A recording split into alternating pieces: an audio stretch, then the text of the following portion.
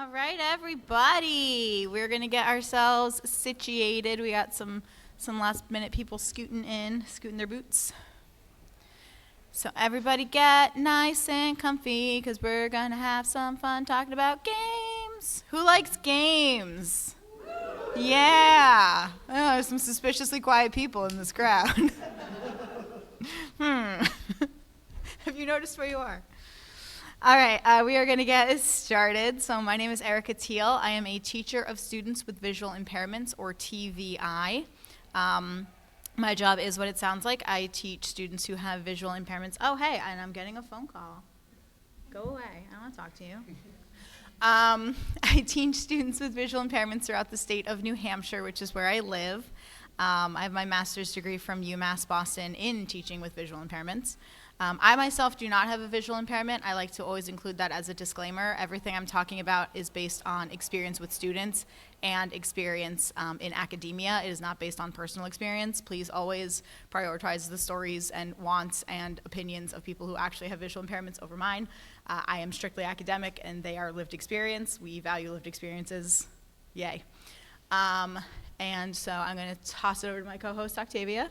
Hi, I'm Octavia Hayes. I'm a former teacher and current reference librarian, also occasionally a game designer, and I'm here to just fill in a little bit on the ideas of game design that are going to complement with Erica's talents for knowledge about how to work with people with visual impairments. With our powers combined. Fusion high. Oh. That's my phone. All right. Oh, more people. Mm-hmm. Okay. Hi, friends. Hello, welcome. We're just getting started. All we did was the introductions. You didn't miss anything. Mm-hmm. Oh, wow. There's a bunch of you. Wow. Hello. I'm glad they opened the door. Mm-hmm. Hi. Alrighty. So. The power of our fusion dance. Seriously, we just brought in like a dozen more people. They were like, wait, I heard the ha. All right. Shuffling in, shuffling in, shuffling into our seats. Wow, there's so many of you. I'm so excited. Okay, so we got our introductions down. If you are just walking in, the short version is my name is Erica Teal. I'm a teacher of students with visual impairments. I don't have a visual impairment myself, but I do a lot of game modification for my students. And then Octavia. Yep. I'm reference librarian, game designer. I work with the library for game designing stuff and for doing games programs, and so I'm just here to fill in with game design. Okay, so the first thing, I'm going to be talking a little bit quick and we're going to save questions for the end just because ideally you get a chance to come up here and kind of play around with some of the stuff. So if I seem like I'm a little rushed, I am very sorry. I just want to make sure we brought a lot of stuff for you to play with, and I want to make sure you get your chance to fool around and put on a blindfold and touch stuff because it's cool. All right, so what does accessible mean? This is one of the things that I want you to take away from this panel, like most important, so why we're starting right off with it. Accessible does not mean it's for people with disabilities. Accessible means anyone can use it. So when you're thinking about making an accessible game, we're not thinking about how does a disabled person play it. We think, who can't play this, why, and how do we fix it? There's different types of disabilities, obviously, so I am going to be focusing on vision for the disability. And there's certainly other ways that you could approach it for things like mobility and other needs like that. So we are going to be focusing on vision for this. And like I said, this is going to be basically not how do I make these games so that my students can play them. It's going to be how do I make this so that I can introduce the game to the class, sighted or otherwise. All right, accessible means anyone can use it, and I love pointing out a lot of the examples because we use a lot of accessible stuff whether or not we have disabilities. My favorite is audiobooks. I listen to a lot of Audible. And my little fun fact is that audiobooks were actually created by the American Foundation for the Blind in 1932. So every audiobook that you listen to, yes, that was originally made for a blind person. You're appropriating it. But that's not true because accessible means anyone can use it. The point is access, because there are plenty of people, myself, who have a myriad of reasons for listening to audiobooks instead of reading in print. And those are just as valid as any other reason. Another example that I like to say is the sorry, my fun fact, the first recorded works were Shakespeare plays in the US Constitution. So I also like to use automatic doors as an example of accessibility that everybody uses, because you may not think about it necessarily, but they are for accessibility as well as just you're pushing something in, or you're running really fast, or you want to feel like a Jedi, you know? There's a lot of reasons for it, and everybody uses it. If you invert your colors and night mode, this is an accessibility feature. It is easier on the eyes and reduces eye strain, which can happen if you don't have a vision disability or if you do. Either way, it's nice. Phone set. Yeah, probably. Yeah, it's a little. Hello. Is this better? More. Hey? Okay, yes.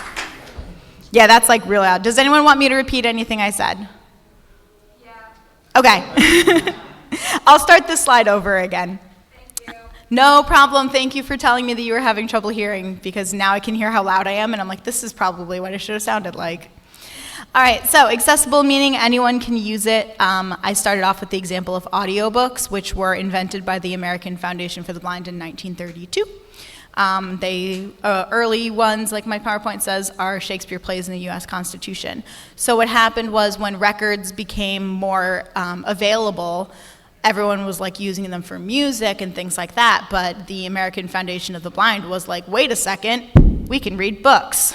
And so they started making these things for written works. And now we listen, like I was saying, I listen to audiobooks for my own reasons. A lot of people listen to their own. It became something that everybody could use. So we kind of like borrowed it from people with visual impairments.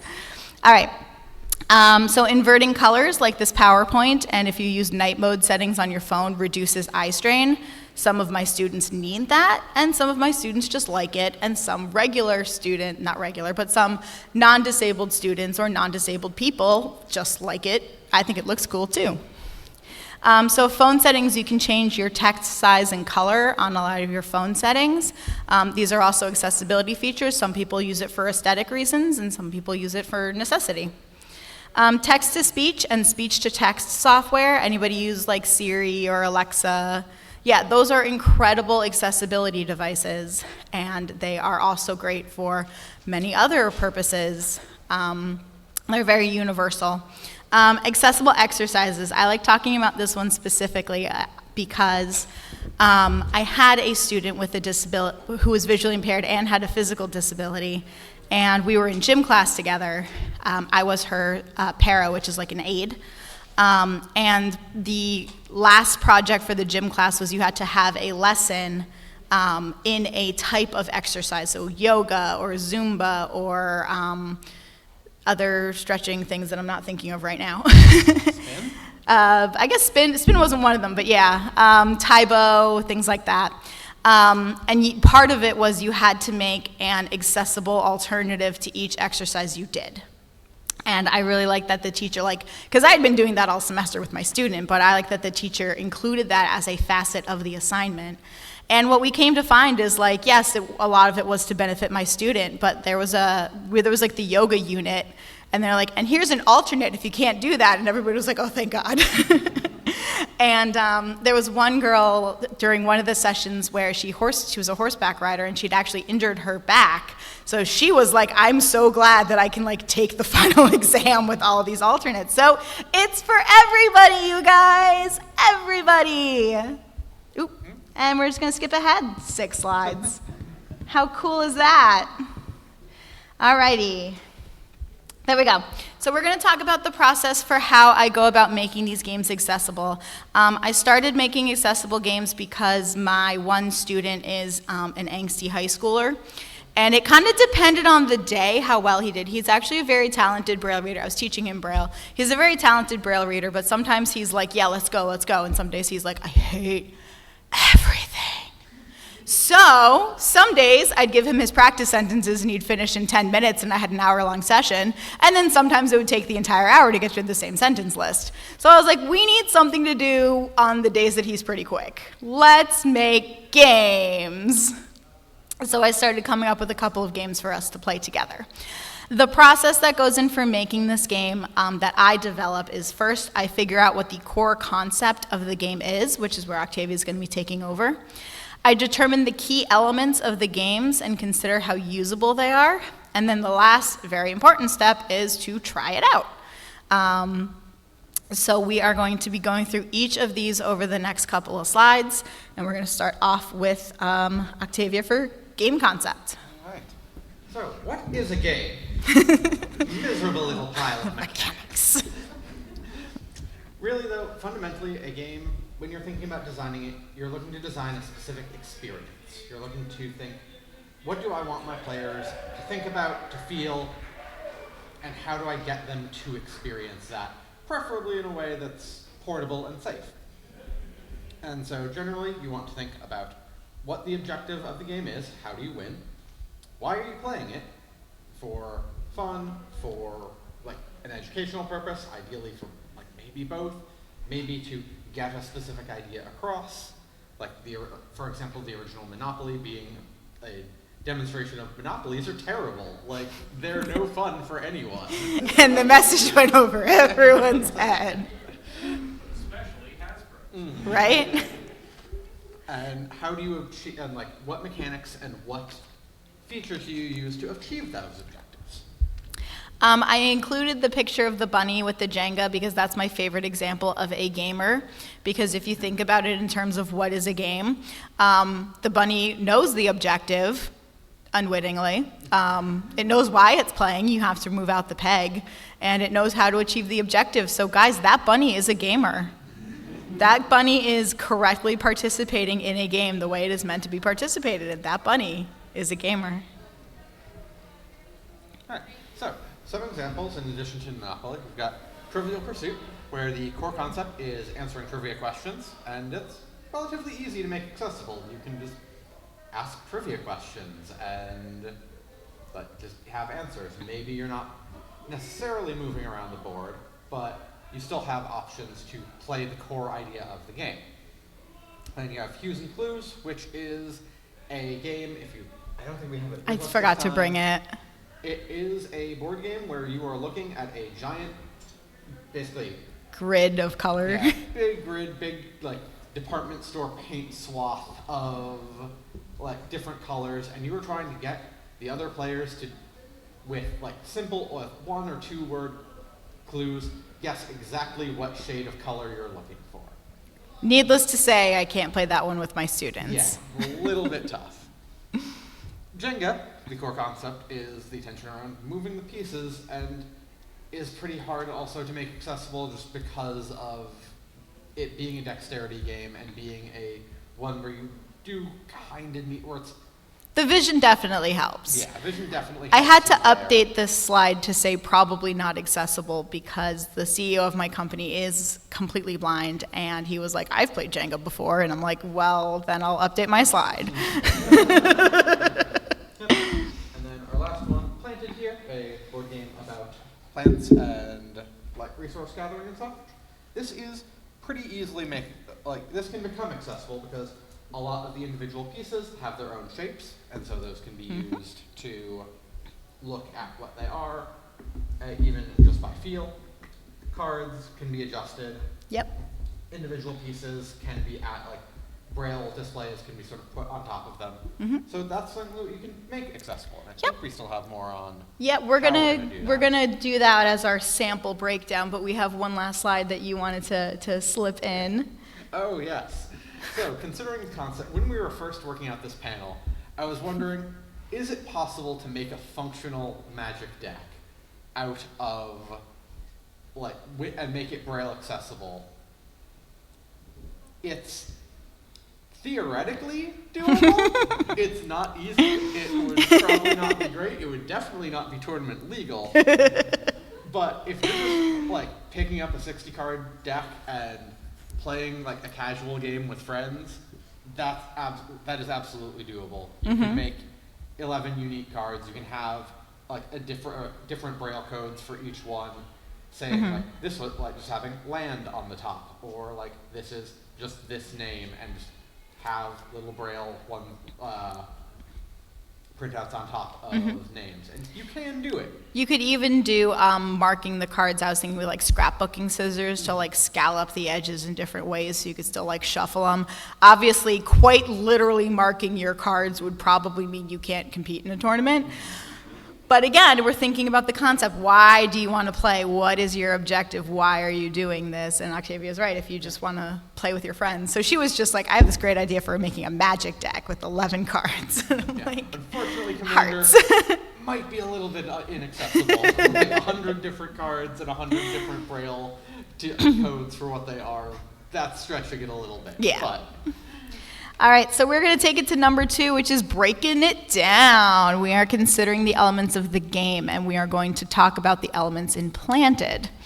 Our main elements of the game are your resource tokens, the plant cards / resource requirements. So the picture of the plant has like what kind of food, how much food and how much water and how much light it needs. And then the resource gathering cards. So we have to think about first with our tokens, how do we feel them? Are they different? Are they tactually different enough? Do we need alternate pieces? How do you organize them is a thing a lot of people overlook because you're just like, oh, it's fine. And then you're like, wait, where did I put it? For the cards, you need to think about what information is most needed on the cards. The cards have these very beautiful, gorgeous pictures of plants on them, but like, we really need to know the information at the bottom, which is how much it needs, how many points you earn for it. So we don't need a big Braille description of what the plant is. We need to focus on the quintessential, what is the card for? Same with our resource gathering cards. We have to know what is on the card. We have to keep it pretty straightforward and simple. A lot of them are picture-based, so it's pretty easy to just put like sun or food or water, or even abbreviating it in Braille to like S for sun, W for water, F for food, just make it even a little easier. When you are considering your game elements, again, we always want to cycle back. Who can't play this, why, and how do we fix it? We're prioritizing this mentality of not how do I make it better for a blind student. We think about how do we make it that anyone can interact with it. All right, playtime, the best part. Obviously, the most important thing is to consult people with visual impairments, which actually I can now give a great example because one of the games I have up here is Quirkle. I don't know, raise your hand if you heard of Quirkle. A couple of you. I actually hadn't until my coworker asked me to make it, and I was like, yeah, I'll take a crack at it. Octavia learned about it 5 minutes ago. I was like, what is this one? I've never seen it before. So for those of you who don't know, it's a tile draw and place game where you have to build off of different rows, and like the rows can only have one of each shape or one of each color, so it's almost like quasi Scrabble, Sudoku craziness. It's a good time, and I was like, that was actually really fun. So I was like, yeah, sure, I'll take a crack at making it accessible. And the first thing that I did, would you mind getting me one of the tiles real fast? Doesn't matter which one. This one here. So describing it, this one's very easy to describe. It is a purple square. So what I did was drew with hot glue around the shape of the square and then put a Braille P for purple in the middle of it. So I'm like, oh, it's a purple square. Yeah, okay. And I gave it to my friend, and she was like, this is really cool. And we had a blindfold board game day at work, and one of our players who was blind was like, yeah, I can't tell that's a square or a circle. And I was like, oh, I didn't really think about that. Me sitting here with my glue gun, focusing on outlining every single shape, was like, yes, they're obviously very different. But that's not necessarily the case. So you definitely want to be talking to people who have visual impairments for their input. So what I did instead was I still have the Braille letter for P, and I have a tactile sticker that is a square. And then I just came up with tactile stickers that matched similar to the shapes on the rest of them. So now instead of an entire outline, you just have one little sticker to let you know what it is, which ended up being a lot more. A lot better. So the other thing is close your eyes, because if you can figure out how to play it with your lack of vision, a person who goes throughout their entire day with a lack of vision is also going to be able to figure it out. It's also important to do that because it kind of checks yourself as well. Can you still play? Did you forget elements? Like for instance, or are elements as easy to tell apart as you thought they were? I didn't try the Quirkle tiles with my eyes closed, so I was like, oh, it's probably fine. And another story that I like to say about this is when I was in grad school, I had an assignment where you had to pick something to do to teach to somebody who was blind. It had to be a household activity. I picked doing my laundry. You had to go step by step in like exact detail of everything you had to do. So I was like, okay, step 1, fill the soap container. Step 2, pour the soap container out into the thing. Step 3, close it. Step 4, push the button. Step 5, push start. Cool, got it, so easy. And then we had to do it with a blindfold on. Put my blindfold on. Step 1, pour the soap into the container. Where's the soap? Let me adjust. Step 1, find the soap. Okay, blindfold on, let's do it again. Step 1, found the soap. Step 2, pour soap into the machine. How do I tell how much? Well, there's a little notch on the cup, but I can't tell which notch it is. Okay. Step aside, modify the cup. Step 1, find soap. So you really start to see that like you overlook a lot of stuff. And that is nothing to be ashamed of. I want to stretch that. I'm not like, how dare you not think about it? Because the truth of the matter is if you have your functioning sight, you simply aren't going to think about the world the same way as somebody with a visual impairment. That's a thing to be aware of, but I'm not going to be like demand that you apologize. But it just means that when someone with a visual impairment says something is hard or they can't do something, please, for the love of God, believe them, because they live with this every day and you don't. Side rant right there. So again, we're always thinking about who can't play. You also have to think about things like literacy. If you're making Braille labels, do you make it in contracted, which means it has like short, quick ways of finding words? So for example, the word do is D-O when you spell it, but in Braille, if it's just the letter D by itself, then you know it's do. My preschooler doesn't know that, my high schooler does. So who am I making this game for? What is their literacy level? You have to think about who can't play in all respects. All right, so now we're gonna talk about modifying those game elements. Do you wanna explain what our game elements are?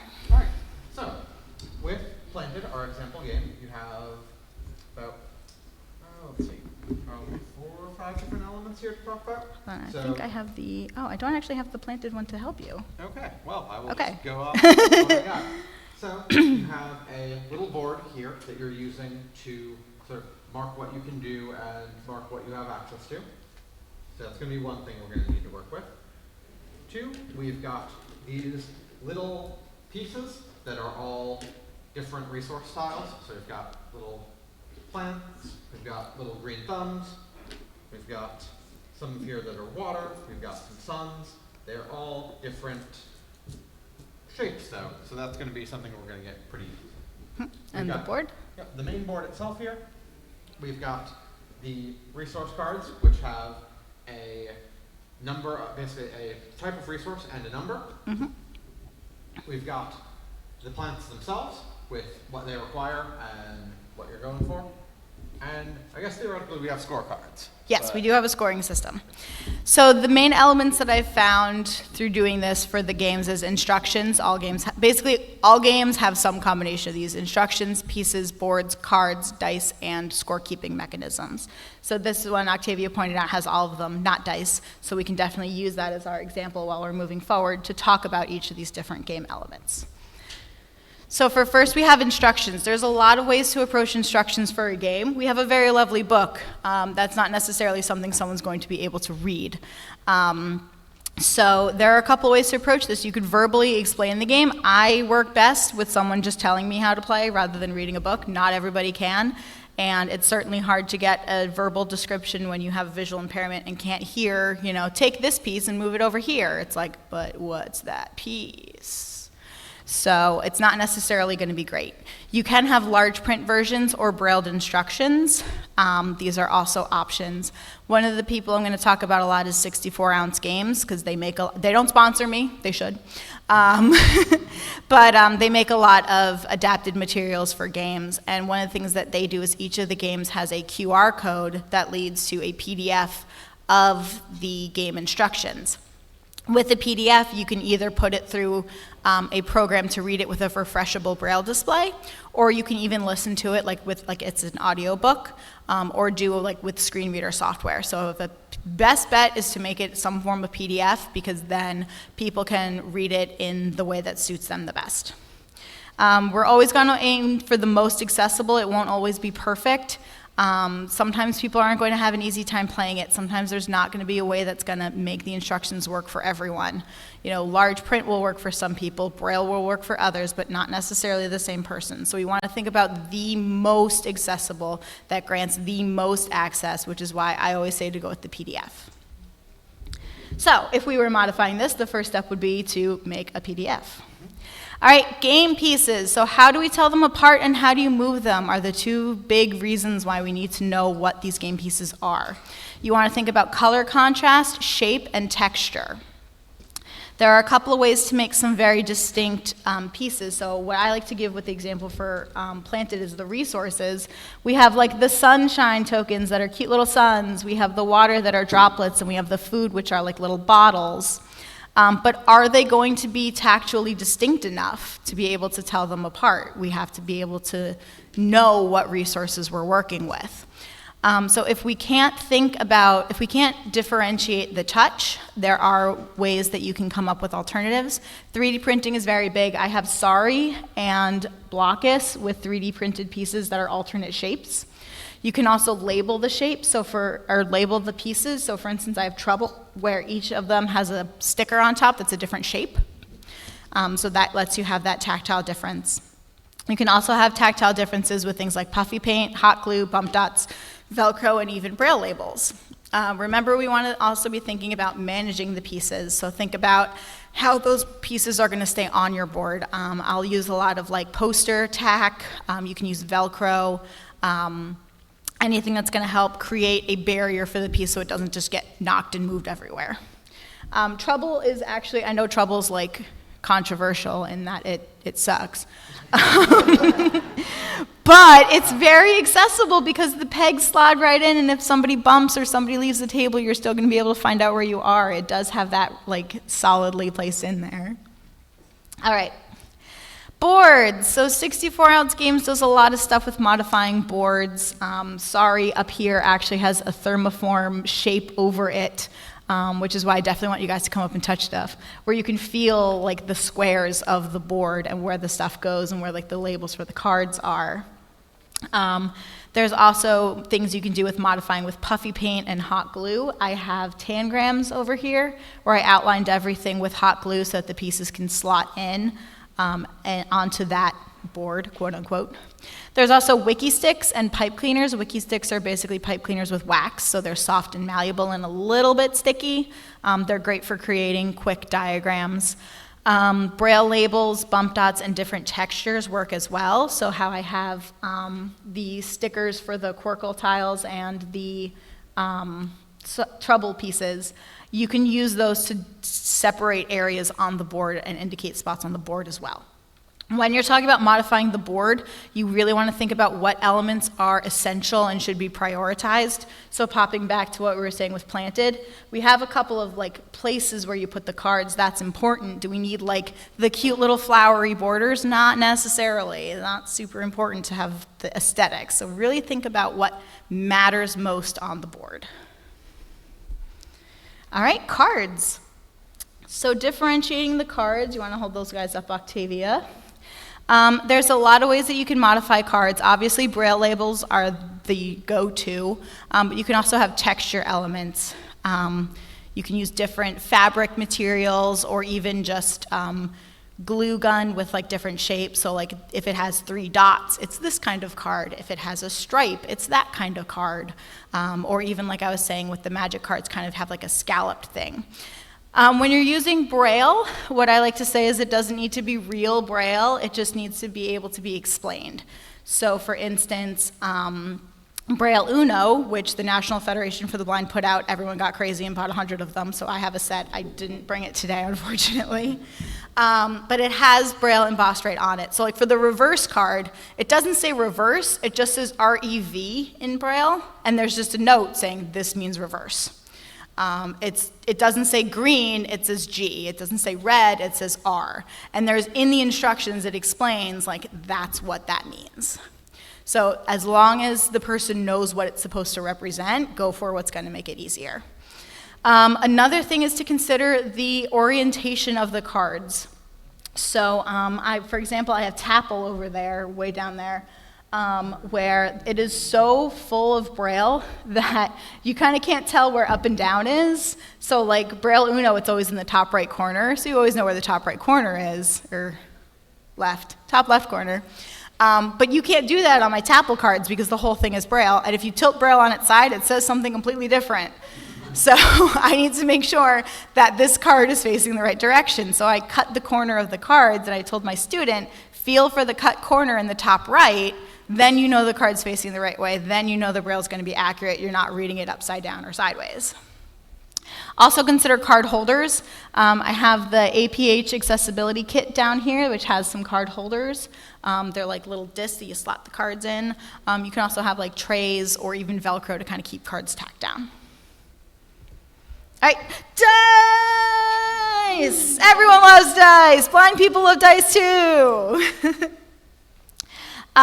So I'll let you talk about the tactile dice. How about that? Yeah, And then I'll do 3D printed, and you can do the tactile. The thing I've just been casually visiting with for the last 20 minutes is a 3D printed D6 here, so a six-sided die.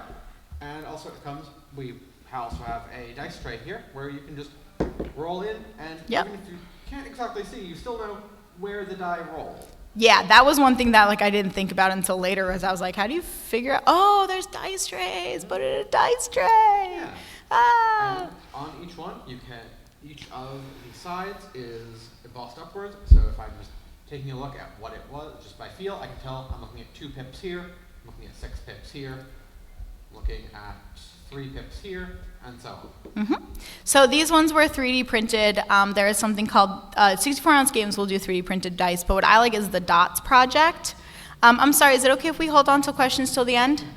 Okay, thank you. I just want to make sure I get through all of it. So I like the DOTS project because they do free 3D models of dice that you can print that are gaming dice. So I have a set that's like a D20, a D10, the whole 9 yards printed out.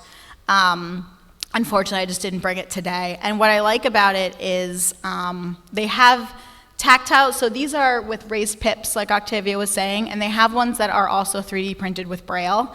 And one of the statements that I like that the DOTS project makes is that they didn't want to do pips, they wanted the Braille numbers because they wanted to make it for blind people.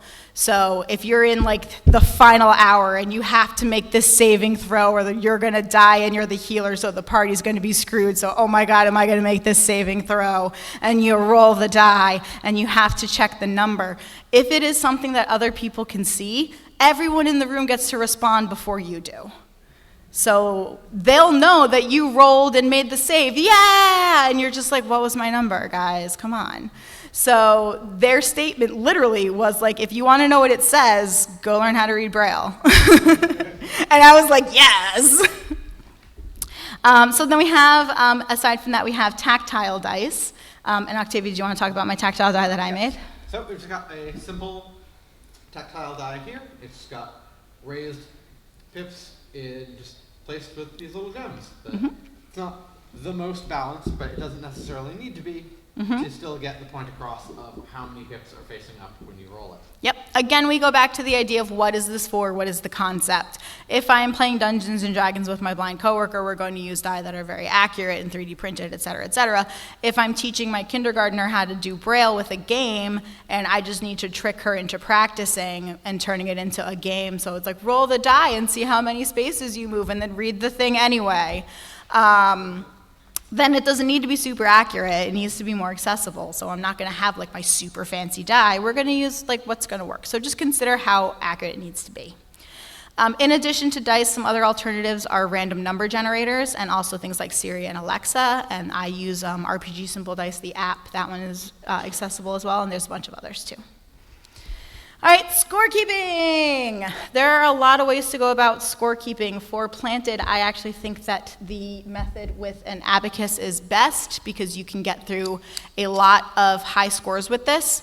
And if you tilt it sideways, the Cranmer abacus is an abacus designed for blind people that they are taught to do math on, where this column is ones, this is tens, this is hundreds, thousands, 10,000s. So rather than being like you have 1, 2, 3, 4, 5, 6, 7 points, you can say you have 7, but then like now it's 17, now it's 27, now it's 37, now it's 137. So it gets those really high numbers. I use this when I do Farkle too because those numbers get really ridiculous. There's also the APH materials. The APH accessibility kit has a little poppy thing that's a scorekeeper, and also just Pop-Its. All kids love them. They're really great for keeping score as well if you wanted to do it tactually. And also Velcro. I have a lot of earn boards for my students where they have to do an activity a certain number of times, then we get a break, or then we play the game or something like that. So to help them keep track of how many more times they have to do it, I have like Velcroed circles, and I'm just like, tell me how many circles are left, that's how many times you have to do it. Because sometimes kids don't want to do stuff, and I'm like, well, tell me how many more times, tough it out, and we'll do it, and then we do the fun stuff. All right, so we have our summary. Do you want to do the summary? Sure. So, in summary, accessible means that anyone can play, or at least as many people as you can manage to get for your target audience.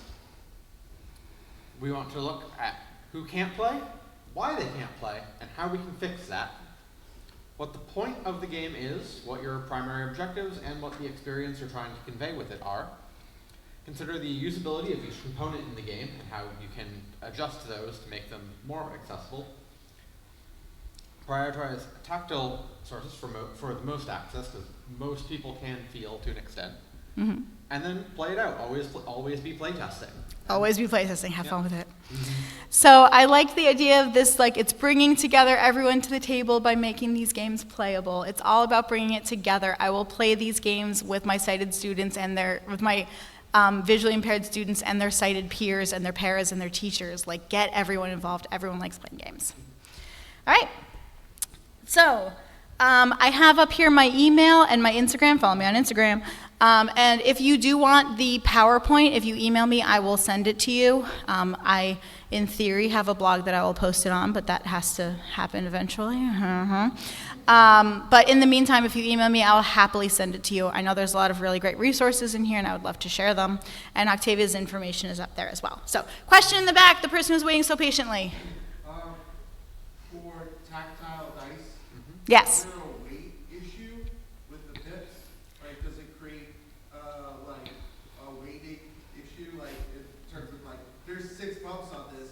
Does that mean now that there's more weight on the 6 as opposed to the 1, and then the dice is continually going to roll on the 1 because it's like a weighted dice? So that's a very good question, repeating it because we're supposed to do that for the sake of the video and I always forget to.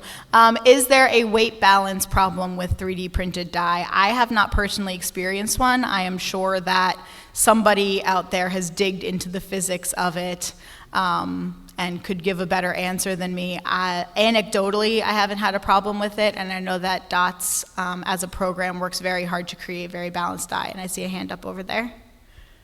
If they're engineered the same, then they'll have the same probability distribution as others. Because if you think about it, like a regular die, you have a divot, so that's a subtraction of weight. So it would come out to be, yeah. Six subtraction of weight, and so they actually manufacture them with more weight on specific sides. Ah, okay. So yeah. So the answer for that was that because divots in dice would make it lighter, this is kind of the same idea of it evens itself out by adding material to the side of the die. Yeah, I imagine that if you are a company with as firm a message as DOTS RPG, you probably have made sure that your stuff is weighted pretty well. Any other questions? Yes? What do you think the price point generally is for like Braille Uno or something like that? Braille Uno, I forget. So to answer, to Repeat the question. The question was what the price point is for things like Braille Uno and other accessible options. Thank you for that save. I forget exactly what Braille Uno was off the top of my head. I remember it was very comparable to regular Uno. They did that pretty much on purpose. The 64-ounce games accessibility kits tend to be very expensive, but they are made to order. They don't have a whole ton of these 3D printed pieces and 3D printed board covers, so it's definitely like it's literally just one family churning out all this stuff. So the price point is a little high. So unfortunately, it does get a little bit pricey. I try to do what I can with my own two hands where I can to just make it a little easier. And if I may, add in one other thing. Go right ahead. Also, in regards to 3D printed parts, check your local libraries. A fair number of them are now getting makerspaces and 3D printers. So. On behalf of my library partly, so I'll talk to you about libraries after. Yeah. Heck yeah. All right, blue shirt. So you talked some about how when you make a piece accessible, you don't need all the pretty art, you just need the details of what actually is on the card. Mm-hmm. But there are a lot of games where the art is a lot of the draw and Mm-hmm. the beauty of the game. How do you Sorry. approach something like that, or alternatively, are there accessible games that capture some of that energy in an accessible way? So the question would be that, what about games where the art is the draw, and is there kind of an accessible equivalent? It sounds a little pessimistic to say, but in a lot of ways, the people with visual impairments aren't going to care about the art elements too much.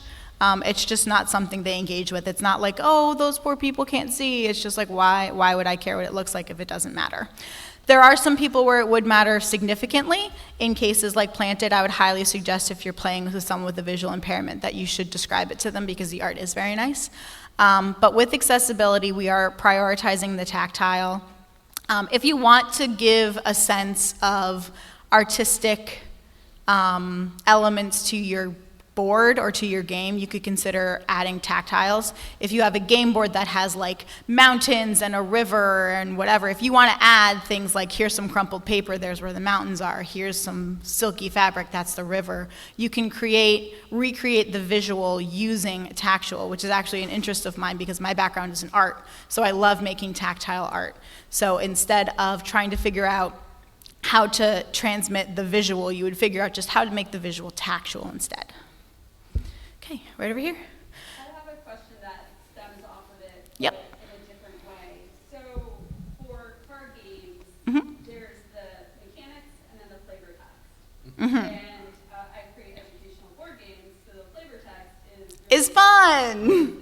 is the education. Yes, that too. So how do you balance something like that, like the mechanics, Mhm. which is how, getting them to play, but there might be content that's important, Yeah. but not as crucial playing. Yep. So the question was, how do we reconcile flavor text? Because sometimes that is essential, or even just appeal. It's fun. But also sometimes it does have a lot of the important elements of the game. To which I would say, try to fit as much necessary flavor text as you can. And if you can't, one of the things that I have for Apples to Apples, which I also didn't bring, 64-ounce games actually made QR codes. So Apples to Apples, for those of you who don't know, it's a card game where you put down an adjective and everyone plays a noun to match to it. And the adjectives have follow-up. So if it's like sticky, it could be like also has, gummy or other adjectives that I'm not thinking of off the top of my head. Yeah, synonyms, that's the word. This is why you have a librarian. So it'll have the synonyms. So you can scan the QR code and your phone will actually read off what the synonyms are. So if there are important flavor text elements that you can't produce with the Braille, you could consider something like that as well. Yes? So in games that have lots of cards, Mm-hmm. they also typically require lots of shuffling. Mm-hmm. If you're putting Braille on the card, Yes. or tactile elements with like puff paint or whatever, Mm-hmm. how do you deal with shuffling? Yeah, so the question is, how do you handle shuffling when it has Braille and tactile markers on it? And my answer is, if you figure it out, please, for the love of God, tell me. When I shuffle for the card games, I just kind of like throw them on the table and gather them up again, or I'll take like a couple and shuffle them and a couple and shuffle those and just mash them all together. It takes a long time. If you can figure out an efficient way to do that, that would be cool. But the answer is just have patience. My usual rule of thumb is if you're playing a card game with a group of people, roll the cards to different people, like hand your stack to the other person and shuffle it with them. I like that, yeah. Communal shuffling. Yeah. Communal shuffling and then merging it all together. Okay, in the front. So I work at a disability organization that's cross disability, and at my lunch break, a friend and I were discussing like this topic about, because we both like board games, and Secret Hitler is really popular. especially Yeah. So obviously you can make the cards, you can make the loyalties where they're all braille, and somebody who isn't sighted would be able to play. But the problem we came up with, I just want to see if you can solve this for our lunchtime. I love it. Give it to me. So the very beginning of the game, you stick your hand out, and the fascists all have to open their eyes and look at each other. Mm-hmm. How do you solve? That was like the one part we couldn't get past. Like, how do you make that part work where you might have? 'Cause two people need to make eye contact. You need to know who's on your team, Like, yeah. Yeah, like in a hidden deduction, in a secret. So like that was like the one thing. Like, how would we make that theoretically work? So the one thing that I would suggest for that. Question. Oh, sorry. Thank you. Repeating the question, it's in games like Secret Hitler where there is an element of you need to know without speaking who is on your team. What I would suggest there is that a visually impaired player would have a designated assistant who is removed from the game that could then whisper to the person like, it's Bob. The only other thing I could think of would be like you have something like a ring with like a divot. No, that would actually be cool because as far as you put your fist in the middle, Yeah. and you feel it, and be like like maybe it's like in a 10-player game, maybe each like a glove Yeah. with pips on it, so it's like the positions of everybody around the table, and if it's one, player one is your teammate. That's pretty interesting, yeah. As far as random drawing, what I'll do for that also is so like you draw the card to figure out who's on which team is I just draw chips out of a bag. Okay. Yeah, so that's another way that you could approach that as well. But then as far as identifying them, like, yeah, you got some pretty fun ideas there. But the Occam's razor would just be to designate a removed player who would be the assistant for that. Okay, yes. So, I'm trying to figure out if you have a card game where multiple people are holding a hand of cards, Mm-hmm. or multiple people have cards out in front of them, Mm-hmm. is there any easy way for each person to be communicated what cards the other people have? So if you're sitting there and each person has 4 cards, And you need to know which cards the other people have. the other people have, Um, is there any easier way to do that than everyone constantly saying what they have? we did have a hand up. Did you have a potential answer for that one? If you can figure out how to fix that for sighted game design. That's true. That's true. Yeah. That asking unsighted people to fix it when sighted people have problems. Yeah.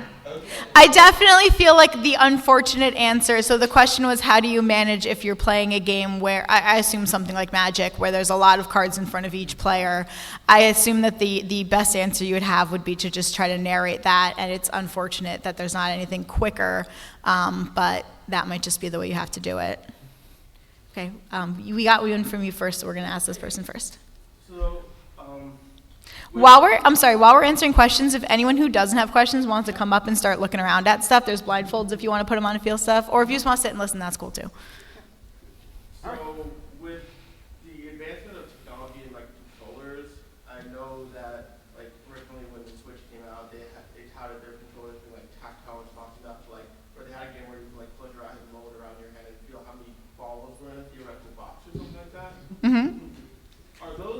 Do those tend to I guess I don't know if you actually know this, but do those tend to work out well? Good enough to be element aids or not really? So the question was about controllers, and if the controller gives enough, I assume you mean haptic feedback, the controller feels like there's something there. I unfortunately can't answer that. That's kind of outside my purview, but that's something I want to look into because I didn't know that they promoted that. So that's really interesting. Well marketed Yeah. I think it was mostly gimmick, but just remind me of that. Yeah, I haven't heard anything about that, so I can't give you a good answer for that one. I'm sorry. All right, was there any questions? Way in the back. You had mentioned when, like, for example, for the purple cube, right? You could put Mhm. a key Yes. in Braille. If you have, and then you said if you turn Braille sideways, it can mean something drastically different. Mhm. So what do you do if you have something like a cube or something that's very small, you can't put Braille in the corner? Mhm. And it's going to be, you're not going to be picking it up in a certain direction like the cube. Is there something that you can put on there so that it's direction specific? If it's something very small, you don't have a corner? So the question is about modifying a game piece to give it directionality, but you don't really have a lot of space to do it. I would suggest an alternate game piece at that point, to 3D print or come up with a different thing, because if you can't tactually orient the game piece or the card, then it's going to be an irrelevant thing of play. So I would definitely, at that point, just suggest finding a different version of the piece. Okay, you had one up front? Yeah, I just also wanted to address, like, you know, I've become more of a fan as I've, been gaming for a long time of, like, actually simplicity in games. Mm-hmm. Because some games have cards that are just like, there's a magic wall of text on cards. Yeah. It's a magic card that's wall of text. Mm-hmm.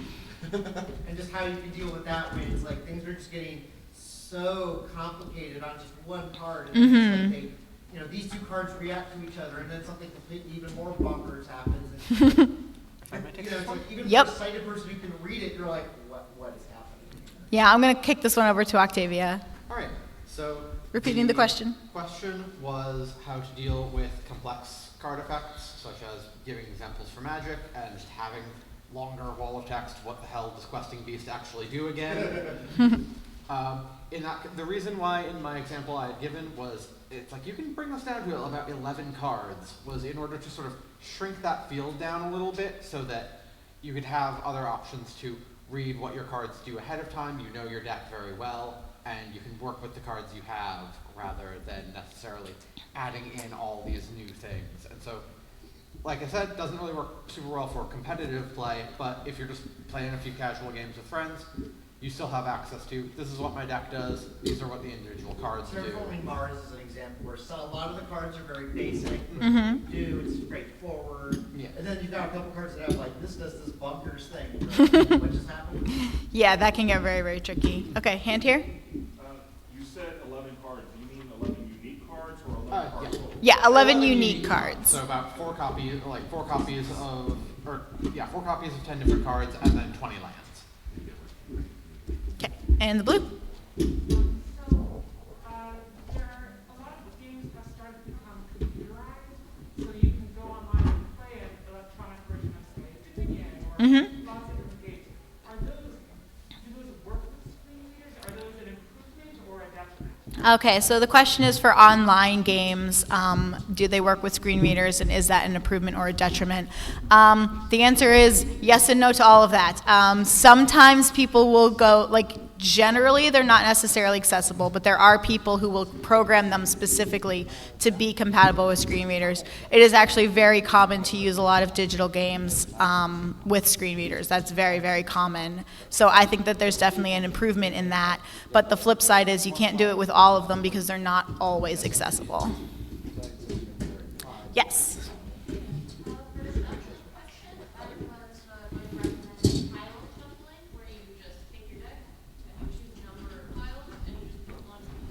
Okay, yeah. Okay, yeah, so that was piggybacking off of the question about shuffling and to use the pile method where you distribute into piles and then stack those piles instead, which probably is going to work out really well, and I should probably start doing that one. All right, anything else? Yes? Yeah, just one more thing. I wanted to actually respond to what you were talking about earlier, with removing something from the complicated wall to really have the lands or real estate to remove. You can add, right? Pull a couple of those out for you. This is the orientation that this should have, right? Mhm. I think it's a two-dimensional piece about the size of a small D6 or something like that. And that seems like a good trade-off there, right? I mean, just as a Yeah, that's a good idea. All right, was there anything else? Anything else? Nope, okay. Then please come up and explore. We have about 5 more minutes before we have to pack up, so please come up.